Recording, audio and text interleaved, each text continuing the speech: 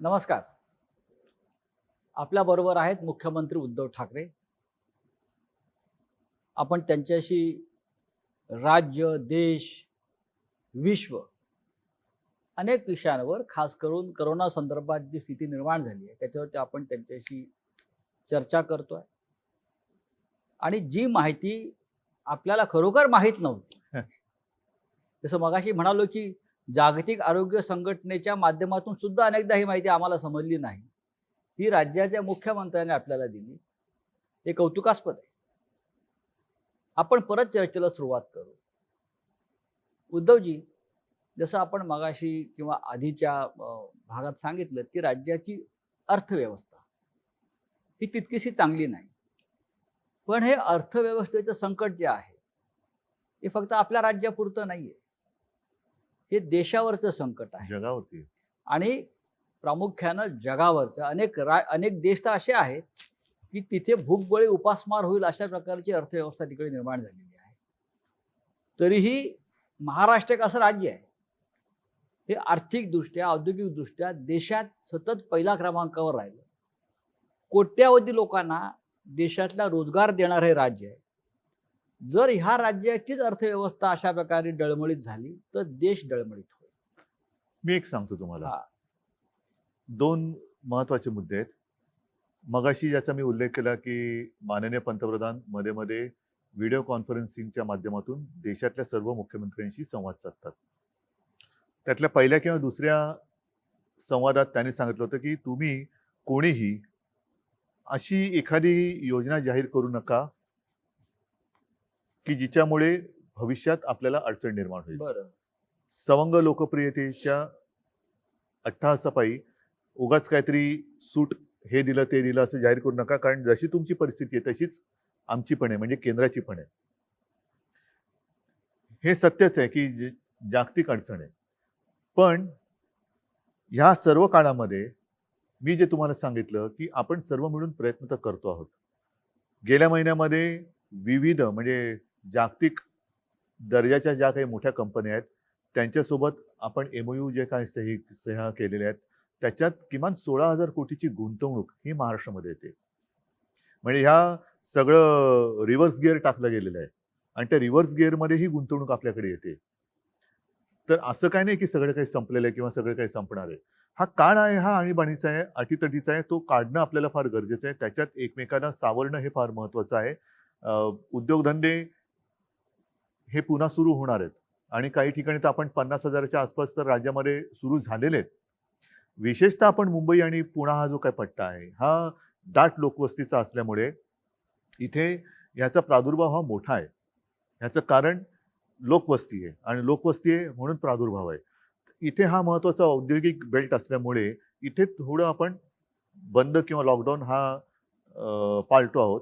पण इतरत्र महाराष्ट्रात हा जेव्हा रेड, ऑरेंज आणि ग्रीन झोन अशी वर्गवारी होती त्यावेळेलाच आपण म्हणजे किमान मे महिन्याच्या मध्यावर किंवा शेवटाला असेल ऑरेंज म्हणजे तेव्हा काय होतं की एखाद्या जिल्ह्यात ठराविक भागातच केसेस आहेत, बाकी मोकळे आहे, तर आपण तिकडे त्यांना मुभा दिली. ग्रीन झोनमध्ये तर काहीच हरकत नव्हती, तिकडे उद्योगधंदे सुरू झालेले आहेत. आपण जशी आपली सरकारची कामं आहेत, रस्त्याची असतील, धरणाची असतील, कोस्टल रोडचं असेल, ग्रामीण भागात काय असेल, त्याच्यानंतर कापूस खरेदी असेल, दूध सुद्धा असेल, दुधासाठी सुद्धा आपण दूध खरेदी 31 तारखेपर्यंत करतो आहोत. मक्याची आहे, सगळ्याची आहे. ज्यांचं बियाणं बोगस निघालं त्यांना आपण नुकसान भरपाई मिळवून देतो आहोत. हे सगळं आपण करतोय.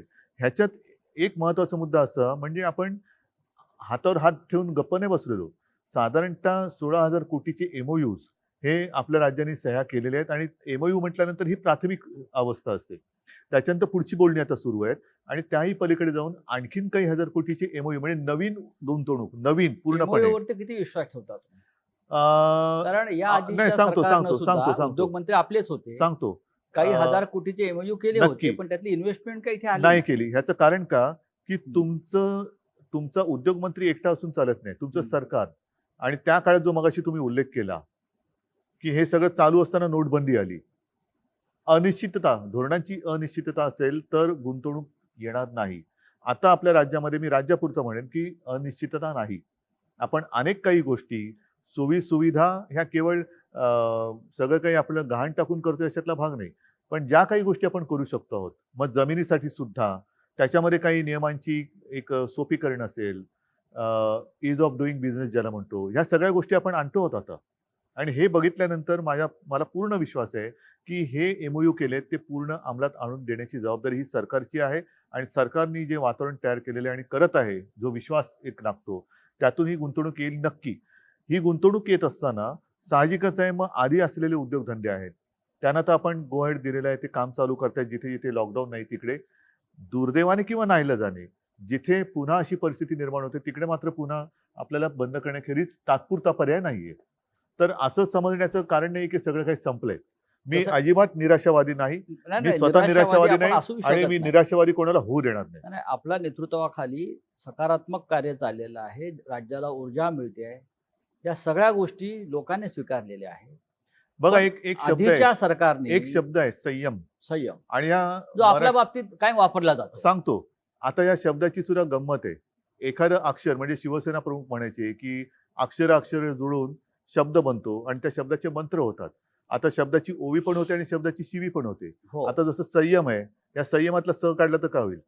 यम होतो. मग काय पाहिजे तुम्ही ठरवा, संयम पाहिजे का यम पाहिजे. नाही, आपण संयमाचे त्याच्यामुळे तुम्ही कशाला आमंत्रण द्यायचं, संयम ठेवायचा का उद्धव- यम पाहिजे. उद्धव ठाकरे मी हे नुसतं यमक नाही जुळवत आहे. नाही, उद्धव ठाकरे म्हणजे संयम हे समीकरण आहे या देशाच्या राजकारणातलं मग आणि मी करणार, महाराष्ट्रात. माझ्यात आत्मविश्वास आहे, मी करून दाखवणार. होय, पण गेले 5 वर्ष जे सरकार होतं त्या सरकारमध्ये आपणही होता.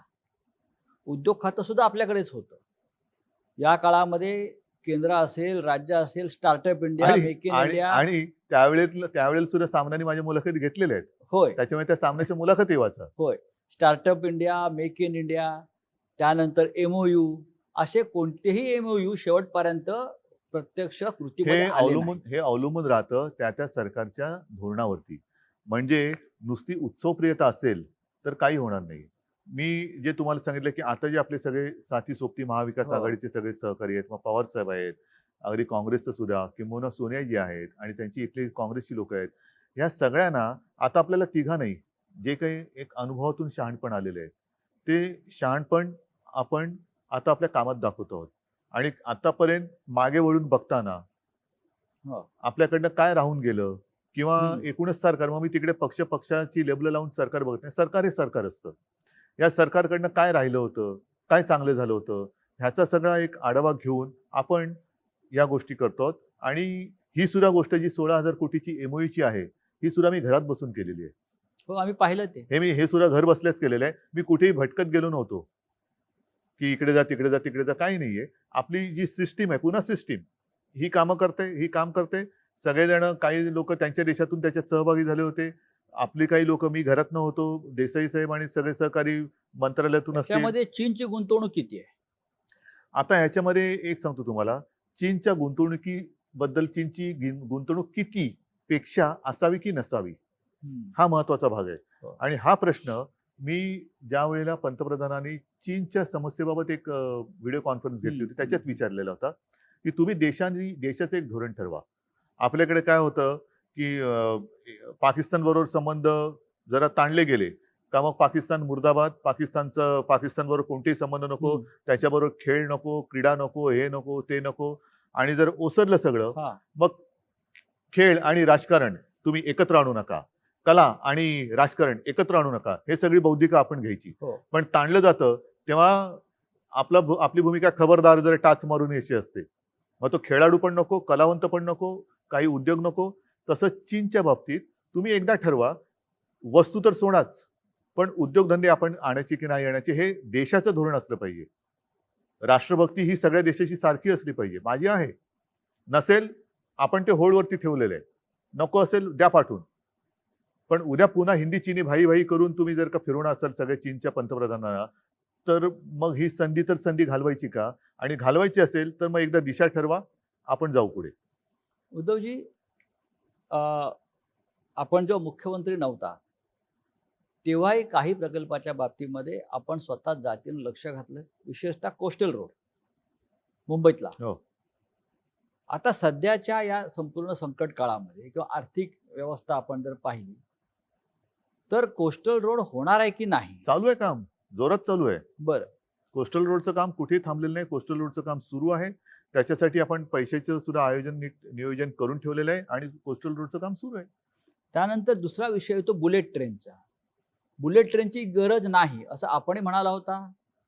श्री शरद पवार सुद्धा म्हणाले होते की बुलेट ट्रेनमध्ये आपल्या राज्याला फायदा नसून आपल्या राज्याने याच्यात गुंतवणूक करणं बरोबर नाही. तरीही 60% जमीन संपादन महाराष्ट्रात झालंय आतापर्यंत. त्याच्यामुळे बुलेट ट्रेनचं नक्की भविष्य काय? प्रत्येक गोष्टीला केवळ एकच बाजू नसते, अनेक बाजू असतात. ह्याच्यामध्ये आपण स्थानिक लोकांचा विचार करणं हा फार महत्वाचा आहे. राज्य म्हणून बुलेट ट्रेनची आवश्यकता राज्याला जर असेल तर ती मी म्हणेन माझ्या मुंबई नागपूरला जोडणारी बुलेट ट्रेन द्या, माझी राजधानी आणि उपराजधानी जोडणारी ट्रेन द्या, की जेणेकरून हा सुद्धा जो विदर्भाचा थोडासा एक त्यांच्या मनातल्या मनात कारण नसताना एक दुरावा निर्माण करून दिला जाण्याचा प्रयत्न केला जातो, तो दुरावा नष्ट होईल. जसा समृद्धी महामार्ग होतो, ज्याला आता शिवसेना प्रमुखांचं नाव दिलेलं आहे, तसंच मुंबई नागपूर जोडणारं मला बुलेट ट्रेन द्या, मला आनंद होईल. सुरत मुंबई ज्याचा आता काही उपयोग भविष्य नाहीये, काय? ज्याची आता काही आवश्यकता नाहीये. पण हे करत असताना जमीन भूसंपादन करते वेळी जिथे विरोध झालेला आहे, ज्यांचा विरोध आहे त्यांच्या मागे शिवसेना पक्ष म्हणून ठाम उभी आहे. सरकार म्हणून तर जे काही करायचं तो निर्णय आपण घेऊच, पण ज्यांचा विरोध आहे त्यांच्या पाठी शिवसेना आहे. आता काही जणांनी जर का स्वतःहून जमीन दिली असेल, बुलेट ट्रेन होणार सांगतो की मी. नाही? कारण एक मिनिट शेवटी यात राज्य सांगतो. सरकारची गुंतवणूक आहे. सांगतो ना मी. आता जिथे पहिला मी जमिनीचा विषय घेतो. ज्यांनी स्वतःहून जमीन दिली असेल त्यांनी तो सगळा कारभार झाला असेल. ज्यांचा विरोध आहे म्हणून मी म्हटलं नाही, पहिलं ग्रामीण किंवा तळागाळातल्या लोकांचा, जसं नाणारचा विषय आहे. नाणार सुद्धा सरकारने केलाच होता की करार, पण तो जनतेने हाणून पाडला. आम्ही शिवसेना म्हणून जनतेच्या सोबत उभे राहिलो.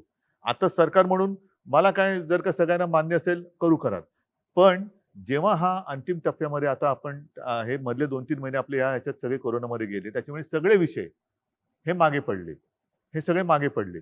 त्याच्यामध्ये बुलेट ट्रेन जरी असलं तरी त्या बुलेट ट्रेनचा विषयच बॅकसीटला गेला आणि तो विषय म्हणजे कोणी त्याच्याबद्दल काही विचारपूस पण केली नाही आणि त्याच्याबद्दल काही चर्चा पण झालेली नाहीये.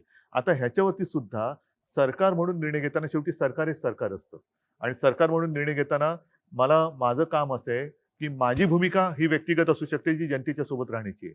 पण राज्याच्या हिताचा जेव्हा विषय असेल की ह्याच्यात हित आहे का अहित आहे, तेव्हा माझं मत आहे की सगळ्यांना थोडं एकत्र बोलून आपल्याला हा निर्णय घेण्याची आवश्यकता आहे. विरोधी पक्षामध्ये आपण असताना आहेच. सरकारनं 250-300 कोटी रुपये का द्यावे असा प्रश्न आपण सगळ्यांनी नक्कीच आहे. उपस्थित केला. तो माझा मुद्दा आजही कायम आहे. पण आता सरकार म्हणून आम्ही असताना हा काची सोडवणूक करण्याची गरज आहे. काला काही कारण आहेत का? खरंच ह्यातनं काही फायदा होणार आहे का? दाखवा आम्हाला कुठे फायदा आहे. काय होणार आहे फायदा? किती मुंबईतनं आणि सुरतमधनं ये जा होणार आहे? किती आर्थिक घडामोड होणार आहे? काय होणार आहे? हे सरकार म्हणून मला माहिती मिळू द्या. जर पटली जनतेसमोर ठेवतो, पण नसेल तर कदाचित मी असं म्हणेन की एखादी भूमिका मी एकतर्फी घेतली असेल तर ती आत्ता योग्य नाहीये. आत्ता मला अयोग्य वाटलं तर तो मी रद्द करेन. बर, आपली महाविकास आघाडी काय म्हणते? व्यवस्थित आहे. मध्ये मध्ये कुरकुर नाही असं काय नाही. एक गोष्ट स्वीकारली पाहिजे, नक्कीच स्वीकारली पाहिजे आणि ती मी स्वीकारतो की गेल्या 2-3 महिन्यामध्ये फेस टू फेस या गाठीभेटी अवघड झाल्यात. कारण आज सुद्धा मी येताना वाचलं, अजून एका मंत्र्याला कोरोनाची लागण झालेली आहे. बरोबर आहे. अद्यापपर्यंत 2-3 मंत्री म्हणजे जितेंद्र असेल, अशोकराव असतील, हे धनंजय आहे, हे आजारी पडून सुदैवाने बरे झालेले. जितेंद्र तर फारच जरा गंभीर हे होता. तर अशा ह्याच्यामध्ये ह्या भेटीगाठी थोड्याशा अवघड झालेल्या आहेत. त्याच्यामुळे फोनवरून गाठीभेटी होणं किंबहुना व्हिडिओच्या माध्यमातून होणं, ह्या थोड्याफार फरकाने सुरू असतात. पण जिथे ते आवश्यकता लागेल, आता म्हणून आपण कॅबिनेट सुद्धा जी करतो ती कॅबिनेट थोडी विस्तारलेली आहे. म्हणजे काही मंत्री हे त्यांच्या कार्यालयात किंवा तिकडे बसतात, जिथे असतील तिकडे. मी माझ्या इकडे बसतो, मंत्रालयात काही जण बसतात. अशी सगळी जरा पसरून ती कॅबिनेट घ्यावी लागते. कारण एका ठिकाणी पुन्हा मी तेच सांगेन की जनतेला आम्ही कायदे सांगायचे आणि स्वतःच नियम तोडायचे, हे बरोबर नाहीये. तर त्याच्यामुळे ह्या काही थोड्याशा गाठीभेटी. काही मंत्र्यांचा असा आक्षेप आहे आणि तो प्रसिद्धी माध्यमात सुद्धा आलेला आहे की मंत्रालयाचं सचिवालय झालंय मधल्या काळामध्ये. उपस्थितीच नाहीये तिकडे कोणाची. सचिवालय म्हणजे जसं सचिवालयाचं नंतर मंत्रालय का झालं? कारण हे राज्य नोकरशाही चालवत नाही, तर मंत्री चालवतात, लोक नियुक्त सरकार चालवतं. हे चित्र गेल्या 6 महिन्यात बदलल्याचा जो आक्षेप सातत्यानं समोर म्हणजे येतो. काय झाले? म्हणजे सचिवांच्या ताब्यात किंवा नोकरशाहीच्या ताब्यात हे राज्य गेलं म्हणजे काय झाले? असं साधारण काही नाही, मंत्री म्हणजे काय बोलतायत झाले? की नोकरशाही राज्य चालवतात आणि म्हणजे काय करते? मंत्र्यांचं ऐकलं जात नाही. म्हणजे काय होते? मंत्र्यांचंच ऐकलं जात नाही. नाही. म्हणजे मग जर का तसं असेल तर धारावीचं कौतुक, राज्याचं कौतुक, सर्वोत्तम मुख्यमंत्री या ज्या सगळ्या गोष्टी आहेत ह्या नोकरशाहीने पटवून केलेल्या गोष्टी आहेत का? निर्णय घेण्याचा अधिकार आपला आहे. अंमलबजावणी करून त्यांच्याकडून घ्यायची असते. ज्या यंत्रणेची घडी आहे ही घडी शेवटी यंत्रणा, नाही, हे आपलं हे आपण योग्य बोलताय. ही यंत्रणा राबवण्याची हिंमत तुमच्यात पाहिजे. तुम्ही जर का प्रत्येक ठिकाणी ऑर्डरही तुम्हीच देणार आणि कामही तुम्हीच करायचं तर हे काय गव्हर्नमेंट असू शकत नाही. म्हणजे जसं नागपूरचं प्रकरण सगळ्यांसमोर आहे की तिथे जे महापालिका आयुक्त आहेत तुकाराम मुंडे आणि तिकडलं लोकनियुक्त महानगरपालिका किंवा नितीन गडकरी स्वतः केंद्रीय मंत्री, आता ह्याच्यामध्ये हा फार मोठा वाद अख्ख्या महाराष्ट्रात बरोबर आहे. सुरू आहे. मग माझं काय म्हणणं आहे, तुम्ही एकतर मग यंत्रणा केराच्या टोपलीत फेकून द्या. हा. मंत्रालय का सचिवालय, सचिव पद्धतच बंद करून टाका. पिन टू पियानो ज्याला म्हणतात ना, A to Z गोष्ट म्हणजे ऑर्डर पण तुम्हीच काढायची, कामं पण तुम्हीच करायची, मदतीचं वाटप सगळं तुम्हीच करायची. राज्याचे मुख्यमंत्री म्हणून तुम्ही तुकाराम मुंड्यांच्या मागे उभे आहात की महानगरपालिका जे तुकाराम मुंड्यांच्या मागे लागली आहे तिकडे हात धुवून त्यांच्या मागे आहात? तुमचं मत काय? कोणाचं बरोबर आहे? मला असं वाटतं की तुकाराम मुंडे आल्यापासून तिथे शिस्त लागलेली आहे. मग मी कोणाच्या मागे उभं राहायला पाहिजे? शिस्तीच्या मागे उभं राहायला पाहिजे. तसंच आहे. एखादा अधिकारी कठोर असू शकतो, कडक असू असेल. शकतो. पण त्याचा तुम्ही त्या कठोरपणाचा लोकांच्या हितासाठी उपयोग करून घेत असाल. एक गोष्ट अशी आहे की त्यावेळी त्यांनी जे काही कायदे किंवा काही नियम कडकपणाने अंमलात आणवले हे काही जणांना परवडत नसतील. तिथे आता इलेक्शनचा जमाना नाहीये. आधी जर मतदार वाचले तर मतदान होणार आहे आणि त्याच्यात जर का तुकाराम मुंडेंनी एखादी गोष्ट कडकपणाने अंमलात आणली तर अशा अधिकाऱ्याच्या पाठी उभं राहायला पाहिजे. बर, आतताईपणा कोणीच करू नये.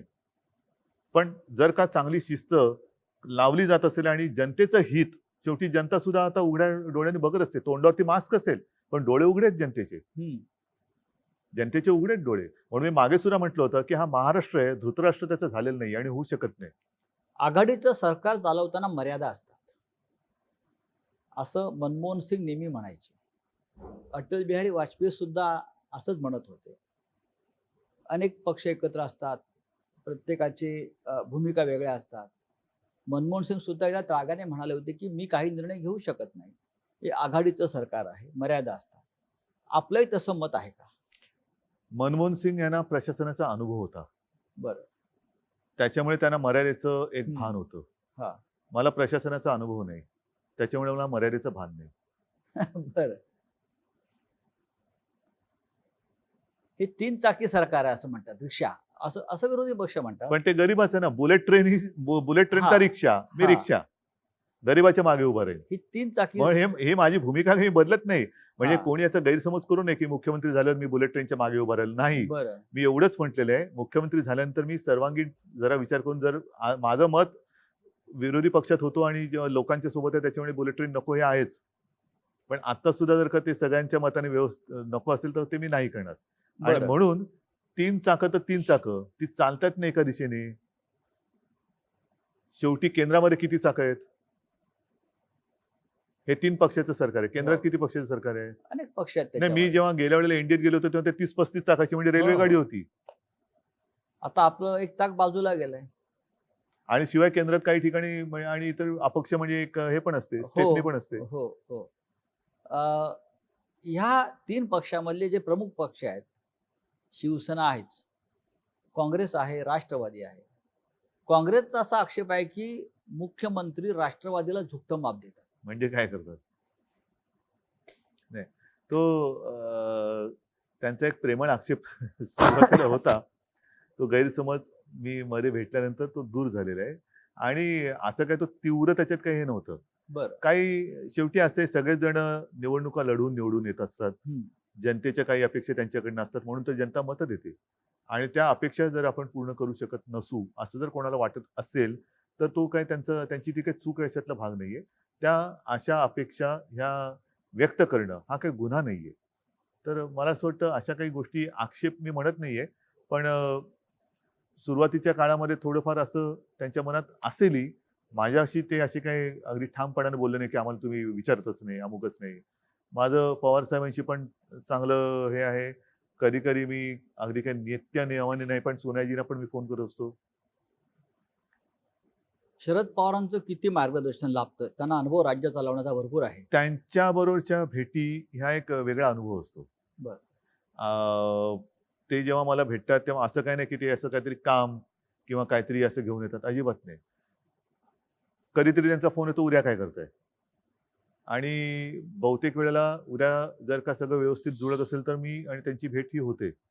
भेटीमध्ये मग त्यांचे काही ते जुने अनुभव सांगत असतात. लातूरला भूकंप झाला तेव्हा त्यांनी काय केलं होतं.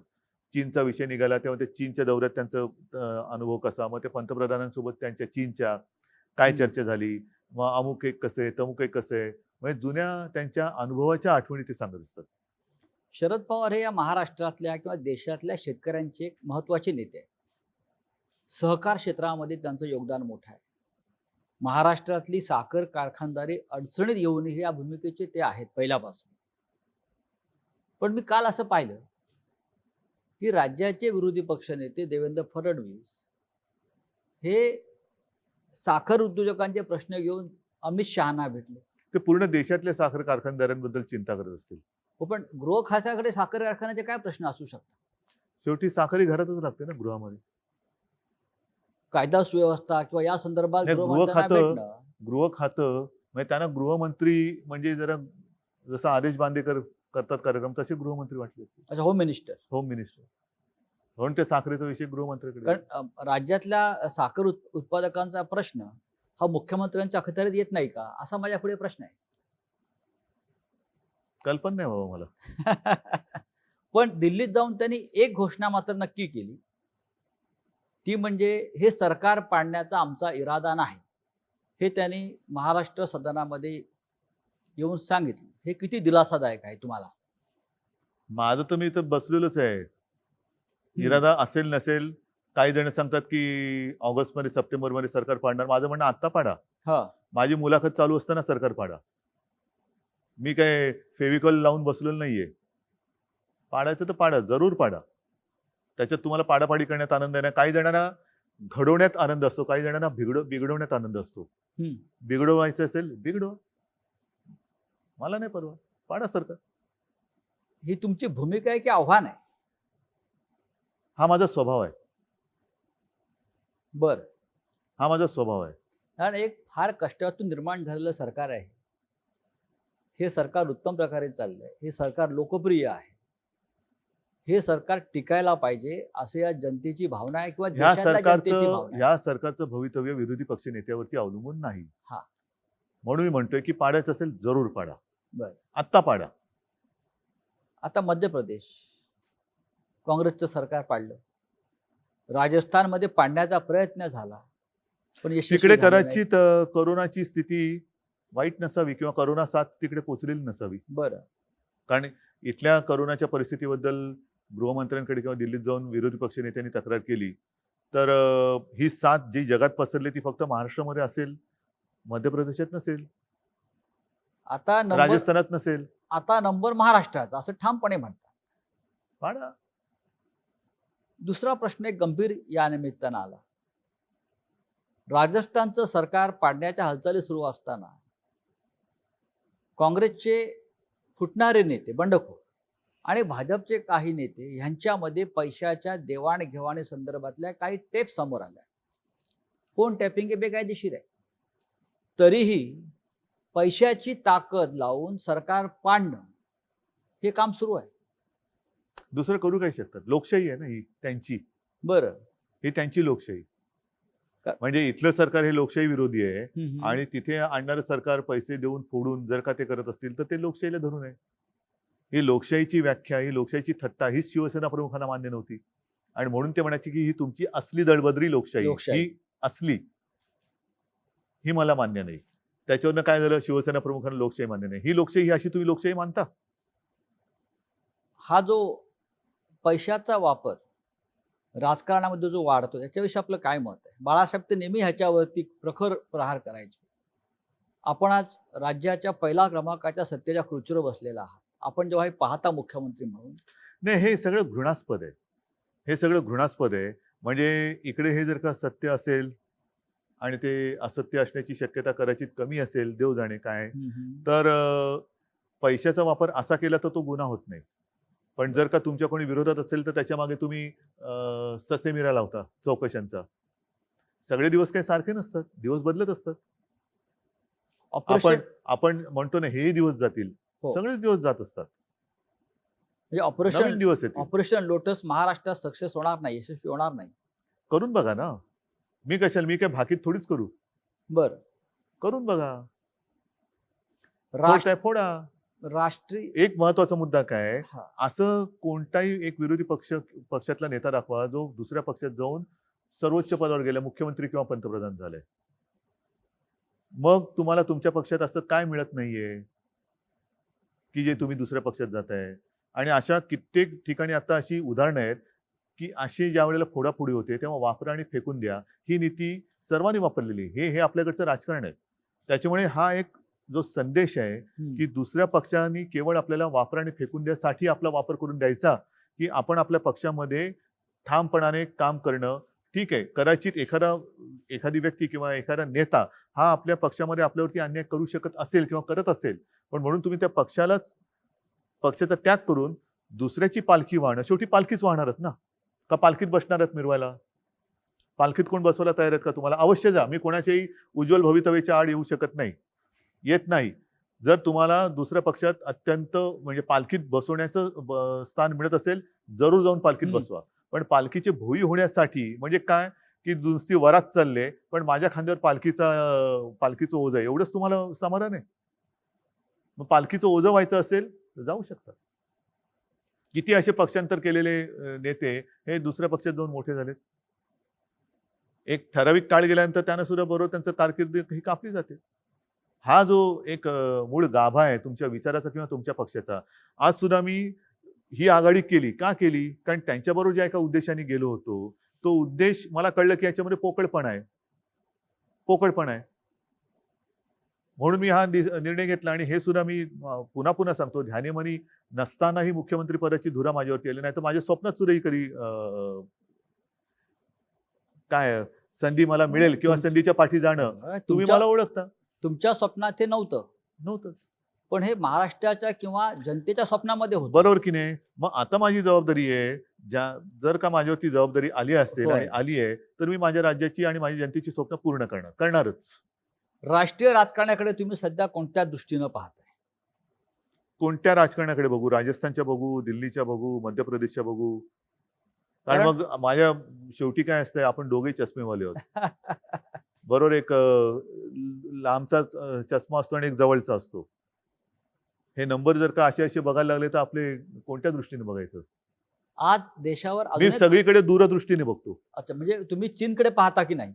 मी सगळीकडे दूरदृष्टीने बघतो. आज चीन जो हिंदुस्थानच्या हद्दीत घुसून आपल्या 20 जवानांची हत्या केली, तुमची नजर तिथपर्यंत गेली की नाही त्या संकटापर्यंत? कारण गेली. काय करू शकतो आपण? महाराष्ट्र हा नेहमी, सह्याद्री हा नेहमी हिमालयाकडे पाहतो, जातो, मदत करतो, ही आपली परंपरा आहे. मान्य. पण ही परंपरा आपण पाळत असताना आपण काय करू शकतो का खरंच? आणि करण्याची आपली इच्छा आहेच का? नाहीतर मी मगाशी म्हटलं तसं की चीनी गुंतवणूक मला काही त्याचं मोठं आकर्षण नाहीये, पण आपण ती नाकारू, आपण ती आता होल्डवर ठेवलेली आहे. तुम्ही आधी सांगा की हे चीन बद्दलचं तुमचं जे काही आताचं जे आहे नातं, चांगलं वाईट, हे किती काळ टिकणार आहे? आता तुम्हाला चीन नको आहे, पण कालांतराने पुन्हा हिंदी चीनी भाई भाई होणार नाही का? जसं मी पाकिस्तान बद्दल बोललो की पाकिस्तानने आपल्याकडे घुसखोरी केली, तर आता पाकिस्तान बरोबरचे सगळे संबंध तोडा, काहीच नको त्याच्यामध्ये. आणि मग थोड्या दिवसानंतर मग क्रिकेट मॅच येऊ द्या, चालेल. त्यांचे खेळाडू येऊ द्यात, कलाकार येऊ द्यात, गाणी, गझला, साहित्यिक. आणि मग आम्हाला आमच्याच विरुद्ध त्यावेळेला सरकार नव्हतं आपलं, शिवसैनिकांच्या विरुद्धच आपले पोलीस बंदुका घेऊन रोखून उभे. मग तुमचं वैर आहे पाकिस्तानशी आणि बंदुका आमच्या छाताडावरती. काहीतरी तुमची नीती ठरवा. एकदा एक नीती. जर का असं तुम्ही फडफड व्हायला लागलात तर तुमच्या ध्येय. आणि मग मगाशी जे म्हणालात ना की गुंतवणूक MOU वरती, हे सगळी अशी फडफडणारी जी काही तुमची धोरणं असतात ती गुंतवणूकदारांना या किंवा जा सांगत असतात. उद्धवजी, शिवसेनेच्या राष्ट्रीय भूमिकांना फार महत्व आहे. मग राष्ट्रीय सुरक्षेचा विषय असेल, राम मंदिराचा विषय असेल, पाकिस्तान असेल, दहशतवाद असेल, या अनेक महत्त्वाच्या भूमिका सातत्यानं शिवसेना मांडत आली, ठामपणे मांडत आली. आज सुद्धा चीनच्या संदर्भात असेल, पाकिस्तान संदर्भात असेल, जेव्हा आपण पाहतो तेव्हा आपल्याला असं दिसतंय की आज हिंदुस्थान मोठा देश आहे, पण हिंदुस्थानच्या सीमेवरच्या एकाही राष्ट्राशी आपले चांगले संबंध नाहीत. बरोबर तुमचं. तर आपण एक राज्याचे मुख्यमंत्री म्हणून, शिवसेनेचे प्रमुख म्हणून या धोरणाकडे आपण कशा प्रकारे पाहता की मी आपल्या शेजाऱ्यांशीच आपले मी संबंध चांगले मी नाही? मी असं कधी म्हणणार नाही की तुम्ही आम्हाला सांगा आमचे शिवसैनिक सरहद्दीवरती जाऊन लढतील म्हणून. असं काही जण म्हणतात, तसं मी कधी म्हणणार बरं. नाही. असं मी कधी म्हणणार नाही. परंतु शेवटी प्रत्येकावरती काही ना काहीतरी जबाबदारी असते. हो, आज महाराष्ट्राच्या मुख्यमंत्री पदाची जबाबदारी माझ्यावर आहे. होय. देशाच्या पंतप्रधान पदाची जबाबदारी नरेंद्रभाईंवरती आहे, मोदीजींवरती आहे. आणि मध्ये जी काय त्यांनी सर्व पक्षीय एक बैठक घेतली, बरं. त्या सर्व पक्षाच्या नेत्यांनी त्यांना सांगितलं की देशावरती जेव्हा संकट येतं तेव्हा आम्ही त्याच्यामध्ये विस्कळीत असं काही होऊ देणार नाही. तुम्ही व्हा पुढे, आम्ही संपूर्ण एक दिल्याने तुमच्या सोबत आहोत. आणि त्याच बैठकीत मी सांगितलं होतं की एक धोरण ठरवा, हम्म. काय करायचं, नेमकं वागायचं कसं. कारण त्याच्यामध्ये बऱ्याच मुख्यमंत्र्यांनी आपापली मतं मांडली. मी सगळ्यात शेवटी होतो बोलणारा. माझ्या आधी जवळपास सगळे बोलून झाले हो. होते. आणि त्याच्यामध्ये बहुतेकांनी ही हा. एक अपेक्षा व्यक्त केली होती की चीनच्या मालावरती बहिष्कार टाका, भगवान की मूर्ती चीन से आ रही है, हा. हे बंद करा, ते बंद हम्म. करा, अमुक बंद करा, तमुक हम्म. बंद करा. हा. आता हे ठीक आहे, ते बंद केल्यानंतर आपण चीनच्या ॲपवरती बंदी घातली. चीनची ॲप आपण App. बंद केली. हो. आता आपण असं म्हणायचं का टिकटॉक टिकटॉक हा, आपण चीनला ॲपटला का? नाही. जर ॲपटला असेल तर आपटणार कधी? म्हणजे नुसती ॲप बंद करून चीनला जर धडा शिकवत असू तर आनंदाची गोष्ट आहे. उद्धवजी, राम मंदिर हा आपल्या जिव्हाळ्याचा विषय. नक्कीच. शिवसेनेनं राम मंदिराचा मार्ग मोकळा केला, हे इतिहास सांगतो. त्या राम मंदिराच्या संदर्भात आपण सुद्धा अयोध्येला गेलेला आहात, मुख्यमंत्री नसताना आणि मुख्यमंत्री झाल्यावर सुद्धा. म्हणजे आपण आपल्या भूमिकेमध्ये कोणताही बदल केलेला नाही. भूमिपूजन 5 ऑगस्टला होईल अशी तारीख जाहीर झालेली आहे. आपण त्या भूमिपूजनाला जाणार का? नुसतं हो किंवा नाही हा हा. हा मुद्दा मी माझ्या व्यक्ती म्हणून काही सांगू शकेन. बरं. पण महत्वाचा मुद्दा जो आपण प्रश्नामध्ये एक सांगितला की राम मंदिराच्या लढ्यात शिवसेनेची भूमिका ही इतिहासाने दखल घेतलेली आहे. हो. मी मुख्यमंत्री नव्हतो त्याही वेळेला राम मंदिरात गेलो. किंबहुना योगायोग ज्याच्यावरती माझी श्रद्धा आहे, माझी भावना हीच सांगते. नोव्हेंबर 18 मध्ये मी पहिल्यांदा राम मंदिरला गेलो होतो. हो. आपण सोबत होतात. हो. शिवनेरीवरची म्हणजे माती शिवजन्मभूमीची एक मूठ माती मी घेऊन गेलो. त्याच्यानंतर ह्या विषयाला खूप चालना मिळाली. त्याच्या आधी हा विषय थंड बस्त्यात होता, कोणी काही विषयच काढत नव्हतं. शिवसेनेने सुरुवात केली, जर उशीर लागत असेल तर कायदा बनवा, वटहुकूम काढा, काय वाटेल ते करा, पण राम मंदिर ही बनवा, आपलीच मागणी होती. ही शिवसेनेची मागणी होती. त्याच्यासाठी आपण अयोध्येला गेलो. तुम्ही योगायोग म्हणा, काही म्हणा, त्या विषयाची सोडवणूक तर वर्षात झालीच. पण ज्या नोव्हेंबरमध्ये 18च्या नोव्हेंबरमध्ये मी तिकडे गेलो, त्याच्या पुढच्या नोव्हेंबरमध्ये तो प्रश्न पण सुटला आणि मी मुख्यमंत्री पण झालो. आपण ही माझी श्रद्धा आहे. ज्याला कोणाला ह्याला अंधश्रद्धा म्हणायचं असेल तो त्यांच्याकडे विषय. माझी श्रद्धा आहे आणि ती आहेच, असणारच आहेच.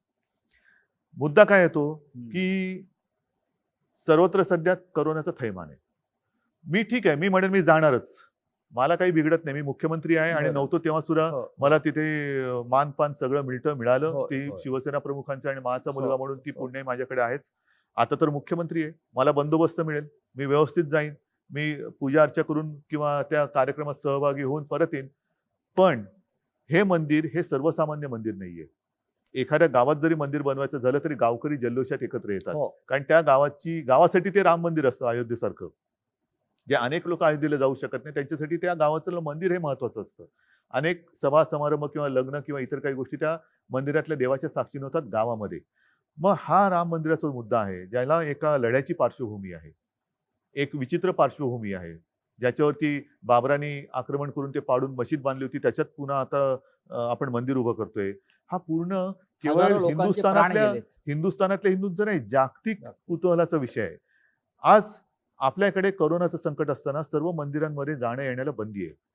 मी जाऊन येईन, हम्म. पण लाखो राम भक्त जे तिकडे उपस्थित राहू इच्छित असतील त्यांचं तुम्ही काय करणार? त्यांना तुम्ही अडवणार का? त्यांना येऊ देणार आणि त्यांच्यामध्ये कळत नकळत कोरोनाचा प्रसार होऊ देणार? कारण हा आनंदाचा क्षण आहे. आणि नाही तर तुम्ही व्हिडिओ कॉन्फरन्सवरनं उद्घाटन भूमिपूजन करू शकता. आपल्याला आठवत असेल की आपण मुख्यमंत्री म्हणून जेव्हा गेलात तेव्हा शरयूच्या तीरावरती आपल्याला आरती करण्यापासून थांबवलं होतं. थांबवलं, कारण करोनाचा प्रसार होता. होता. तिथं सुरुवात होती. आपण सगळी तयारी केली होती बरोबर आहे. आरतीची. आणि त्याच्या आधी जेव्हा गेलो होतो तेव्हा शरयूचा काठ कसा होता? भव्य आपण केलं होतं. म्हणजे खच्चून गर्दी होती. हो. म्हणजे हालचाल करायला जागा नव्हती. एवढं होय. सगळं तो त्या विषयाला भावनेने जोडली गेलेली माणसं आहेत. ह्या लोकांना तुम्ही थांबवणार कसे? माझं येणं जाणं मी करीन. मी तर मुख्यमंत्री म्हटल्यानंतर जाऊन येईन. अजूनही अधिकृत काही तारीख आलेली नाहीये. अधिकृत तारीख आलेली नसली तरी अधिकृत कार्यक्रम कसा असेल कल्पना नाहीये. आल्यानंतर तो कार्यक्रम आल्यानंतर आपण ते ठरवू. पण बरं. लाखो लोकांची जी भावना आहे की तिकडे उपस्थित राहावं, त्यांना तुम्ही कसं अडवणार? कारण तिकडे तो शरयूचा काठच काठ. महत्वाचा आहे. ज्या वेळेला हे सगळं चाललं होतं तेव्हा शरयू सुद्धा लाल झाली होती शरयू लाल राम झाली. भक्ताच्या रक्ताने. होय. अशा लाखो लोकांच्या, करोडो लोकांच्या भावना त्याच्याशी निगडीत आहेत. आजही तुम्ही त्या विषयाशी भावनेनं बांधलेला आहेच. कारण मला स्वतःला मी 2 ते 3 वेळा अयोध्येला गेलो. होय. पण तुम्हाला मी मनापासून सांगतो, मी अंधश्रद्धाळू नाही.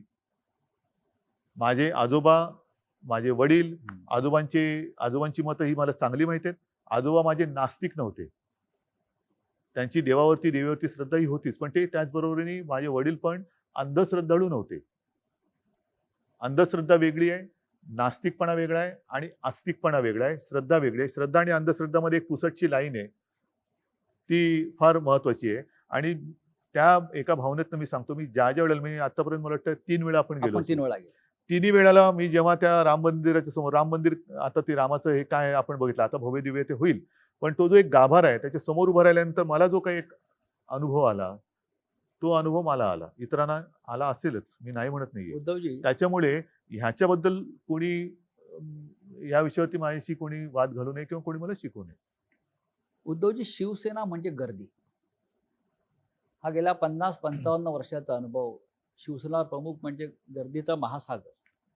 आपण सुद्धा शिवसेना पक्षप्रमुख झाल्यावरती सतत गर्दीत राहिलात. शिवसेनेनं हाक मारली की हजारो लाखो लोक रस्त्यावरती उतरतात, लाखोंच्या सभा आपण करतो. पण या नवीन स्थितीमध्ये आपण गर्दीपासून लांब झालो किंवा गर्दी ओसरली. शिवसेनेचा कालचा वर्धापन दिन सुद्धा आपण गर्दीशिवाय केला. गर्दी होती, पण ती गर्दी. हे राजकारण कसं काय पुढे जाणार? नाही, अवघड आहे. आणि आता मी तुम्हाला म्हटलं ना की शिवसेना प्रमुखांची आठवण येते ती ज्या वेळेला असे काही विजयोत्सव व्हायचे. हो. शिवसेना प्रमुखांचा वाढदिवस असायचा. हो ना. त्या अखेरच्या ह्याच्यामध्ये ते खाली येत नसत आणि त्यांचे फोटो आहेत खिडकीतून हात करताना. ज्या वेळेला खाली गर्दी व्हायची आणि घोषणा व्हायच्या त्यावेळेला ते उठून बाहेर याचे खिडकीत आणि हात करायचे. आणि मी त्यांना सांगण्याचा प्रयत्न करायचो की तुम्ही सारखं हे नका करू. मला म्हणायचे हे माझं टॉनिक आहे. माझ्या तब्येतीची चिंता करू नको, हे माझं टॉनिक आहे. हे एवढं महत्व शिवसैनिक आणि आमचं नाते आहे. आमच्या नात्याचं ते यथार्थ वर्णन आहे शिवसैनिक आणि आमचं. आता ह्या टॉनिकचं काय करणार आपण? आता ते टॉनिक मिळवायचं तर आहेच. कोणत्याही परिस्थितीत मी टॉनिक नाही सोडणार. बरं, लॉकडाऊनच्या काळात आपल्या प्रधानमंत्र्यांनी एक मंत्र दिला आत्मनिर्भर होण्याचा.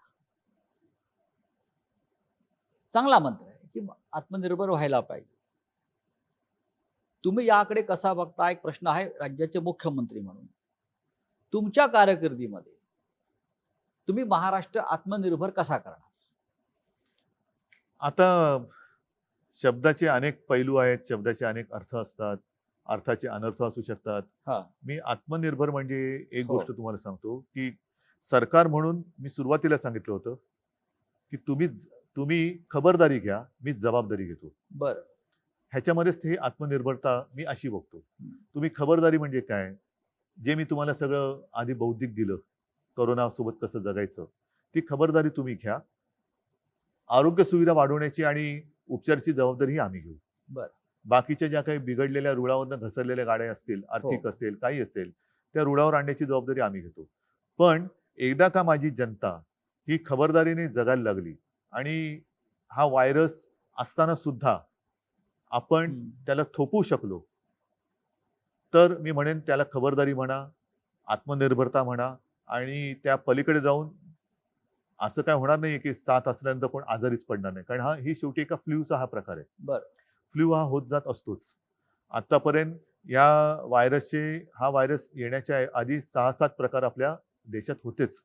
त्यातला हा पुढचा एक प्रकार आलेला आहे. म्हणून त्याला तो 19 मध्ये आला म्हणजे कोविड-19 म्हणतात. 19. हा एखाद्या फॅमिलीतल्या किंवा कॅटेगरीतला आणखीन थोडासा सुधारित दुर्दैवाने असं म्हणावं लागेल प्रकार आहे. तर तो असला तरी त्याचा मुकाबला किंवा त्याला तोंड देणं ह्याच्यासाठी सर्वसाधारण बाहेर हिंडताना फिरताना जगताना कसं जगायचं हे एकदा आपण अंगवळणी पाडणं, ह्याला मी आत्मनिर्भर म्हणेन, खबरदारी घ्या म्हणेन. आणि त्याच्यानंतर जर आवश्यकता लागली तर वेळेवरती जी काही औषधं आपल्याकडे उपलब्ध आहेत, कारण ह्याला अजून औषध नाही आलेलं, तर जीव वाचवण्याची जबाबदारी ही सरकारने घ्यायला पाहिजे. उद्धवजी, हे झालं सरकार, प्रशासन, शासकीय नेतृत्व. पण शेवटी आपले पंचप्राण शिवसेना आहे. अनेक वर्ष आपण शिवसेनेचं काम करतो. आपण नेते आहेत, प्रमुख मार्गदर्शक आहात. शिवसेना प्रमुखाने आपल्याला एक वाट आखून दिल्या, त्या वाटेवरनं आपण जात आहोत. सातत्यानं आपण असं म्हणत आलो की 100% शिवसेना. काही काळापर्यंत आपण 2 पक्षांबरोबर होतो, म्हणजे एकाच पक्षाबरोबर आपली युती होती, 2 पक्षाचे सरकार होतं. आज आपण 3 पक्षांबरोबर आहोत, पण मुख्यमंत्री आहोत. आपण मुख्यमंत्री आहोत आणि वेगळ्या वेगळ्या विचाराचे पक्ष आहेत. संपूर्ण महाराष्ट्र शिवसेना आपल्याला पसरवायची आहे, आत्मनिर्भर शिवसेना करायची आहे. हे आपलं स्वप्न कायम आहे का? आत्मनिर्भर शिवसेना असं म्हणतोय मी. विरोधी पक्षाचं काम तुम्ही करते की काय? हो, मी काय विरोधी पक्षात असतो असा आरोप आहे माझ्यावर. आता कुठे गाडी रुळावरती येते, रिक्षा आमची व्यवस्थित चालायला लागलेली आहे, कारण स्टेरिंग माझ्या हातात आहे, पाठी दोघं बसलेले आहेत. कारण आणि श्री एक शरद सांगतो तुम्हाला, सत्तेमध्ये एका पक्षाचं सरकार याच्यासारखं मोठं स्वप्न नाहीये. बरं. पण हे स्वप्न तुमचं व्यक्तिगत स्वप्न असेल तर त्याला हो. काडीचाही उपयोग नाहीये, काडीची किंमत नाहीये. कारण त्या स्वप्नामध्ये जनतेची स्वप्न जोपर्यंत येत नाही तोपर्यंत एका हाती सरकार येत नाही. आणि ती स्वप्न सरकार आल्यानंतर पूर्ण होत नसेल तर जी काडीची किंमत ज्याला म्हणतो मी नाही, त्याला जनताच काडी लावल्याशिवाय राहणार नाही. आता हा जो काही एक वेगळा प्रयोग महाराष्ट्राने केलेला आहे, विचारांनी भिन्न असलेले 3 पक्ष हे एक विचित्र राजकीय परिस्थितीमध्ये एकत्र आलेले आहेत. आणि ह्याच्यामध्ये मी सांगितलं ना, केवळ आणि केवळ एक अपरिहार्यता किंवा जबाबदारी म्हणून मी ही खुर्ची स्वीकारली. हे मानाचं पान आहे, मानाचं पद आहे, खूप मोठं आहे. पण जे माझं स्वप्न कधी नव्हतं ते मी स्वीकारलेलं आहे. आता ते स्वीकारल्यानंतर आपण जो आता अर्थसंकल्प मांडला, हा पहिला अर्थसंकल्प मांडला काय आणि तेच अधिवेशन गुंडाळू लागलं काय.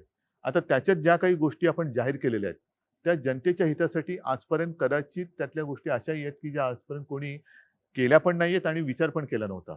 तर ती एक माझी आता जबाबदारी ती पार पाडणं. हे करताना मी माझ्या कामाची सुरुवात तर केलेली होतीच आणि ती मी आजही करतोय. ती सुरुवात म्हणजे जे यांच्या भाषेमध्ये मी फिरायला सुरुवात केली होती. बरं. मी फिरत होतोच. विभागवार जी कामं त्यावेळेच्या कदाचित सरकारने केली नसतील, मी प्रत्येक विभागाची बैठक घेतली. याच्यात मला आजही माहिती आहे की मराठवाड्यातले काही जिल्हे बाकी राहिलेले आहेत. पण अन्यथा विदर्भ असेल, अर्धा मराठवाडा आहे, उत्तर महाराष्ट्र, पश्चिम महाराष्ट्र, कोकण, मुंबई, ही तिथे जाऊन मी माझ्या प्रशासनातल्या सहकाऱ्यांसोबत माझ्या विधिमंडळातल्या मग सर्व पक्षीय आमदारांची बैठक घेतली होती आणि त्यांची कामं आपण नोंदवून त्याच्याप्रमाणे काही ठिकाणी मी ऑर्डर्स पण दिलेले आहेत. तर ही सुरुवात मी केली होती कामाला. हे आल्यानंतर हे थांबलं. आता याच्यामध्ये मी जिथे जायचो तिकडे साहजिकच शिवसैनिकांना भेटायचो. काही कार्यक्रम शिवसैनिकांचे पण व्हायचे. ह्या सगळ्या गोष्टी ह्या गेल्या 2-3 महिन्यात थांबलेल्या आहेत. हा काळ एकदा सरला की त्याची पुन्हा सुरुवात होईल. मी पक्षप्रमुख आहेच. मुख्यमंत्रीपद जे शिवसेना प्रमुख सांगायचे की या गोष्टी येतात जातात. कायमस्वरूपी ते माझं पक्षाचं प्रमुखपद हे कायमस्वरूपी, त्याच्यात सुद्धा जसं शिवसेना प्रमुख म्हणायचे की शिवसैनिकांचा जोपर्यंत विश्वास आहे तोपर्यंत, त्याच्यामुळे ते मी कधीच सोडणार नाही आणि पक्ष वाढवण्याचा प्रयत्न मी करणारच आहे, जे उद्धवजी सगळेच करतात. उद्धवजी आपण जेव्हा पक्षाचं काम सुरू केलं, पक्षाचे शिवसैनिक म्हणून, नेते म्हणून, नंतर कार्याध्यक्ष म्हणून आणि साहेबांच्या नंतर म्हणजे शिवसेना प्रमुखाच्या नंतर शिवसेना पक्ष प्रमुख म्हणून हा एक फार मोठा पल्ला आपण गाठला. राज्याला मुख्यमंत्री आपण मिळवून दिला. हे पक्ष सत्तेवरती आहे. आपण जेव्हा मला आठवते आपण जेव्हा कार्य सुरू केलं तेव्हा आपण शिवसेनेचे युवा नेते होता. हम्म. आपला उल्लेख हा शिवसेनेचे युवा नेते म्हणून करत होता.